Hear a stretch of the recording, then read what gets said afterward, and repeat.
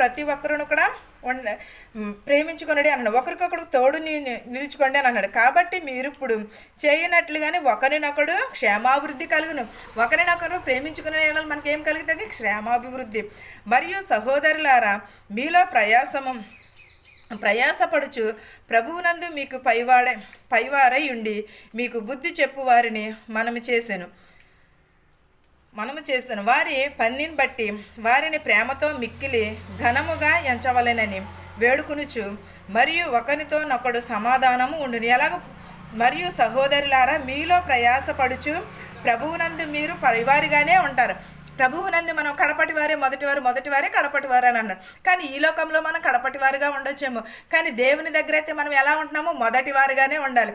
మనం ఈ వాక్యం చెప్తున్నాం అనుకో, వాళ్ళకి నచ్చిన వాళ్ళకైతే అమ్మ బాగా చెప్పింది అని అంటారు. ఒకవేళ నచ్చలేదనుకో, నన్నే అన్నది పలానోళ్ళ మీద ప్రసంగం చేసేస్తున్నా అని అనుకున్నారు. కానీ అది తప్పది. ఇది బైబిల్లో ఉన్నది బైబిల్ ప్రకారంగానే ఫాలో అవుతారు తప్ప కానీ సొంత విషయాలు ఎవరన్నా కూడా చెప్పరు. దేవుడు ఒకవేళ అలా చేస్తే అభివృద్ధికి వస్తామా? రాము కదా. అది ఏమవుతుంది? స్వార్థం అవుతుంది, అసూయ అవుతుంది. కానీ సహోదరుని ప్రేమ కలిగిన ఒకరినొకరిని ప్రేమించుకున్నాడు అని అన్నాడు. అప్పుడు మీకు క్షేమాభివృద్ధి కలుగును అన్నాను. ప్రయాసమునందు ప్రభు మీరు మీ బుద్ధికి చెప్పునని అని అంటున్నాడు. వాని పనిని బట్టి ప్రేమతో మిక్కిలి ఘనముగా ఎంచవాలని నేను వేడుకొనిచున్నాను అంటున్నాడు. మరి ఒకరినొకడు సమాధానము పడే. మన సమాధానం కలిగి ఉంటున్నామా? ఈ రోజుల్లో సమాధానం అంటే ఎవరికైనా కూడా తెలియదు. సమాధానం మన పేరు పెట్టుకుంటున్నారు, వాళ్ళకే సమాధానం ఉండదు. కానీ మనం అలా కాదు, మనం సమాధానమును కలిగి ఉండాలి.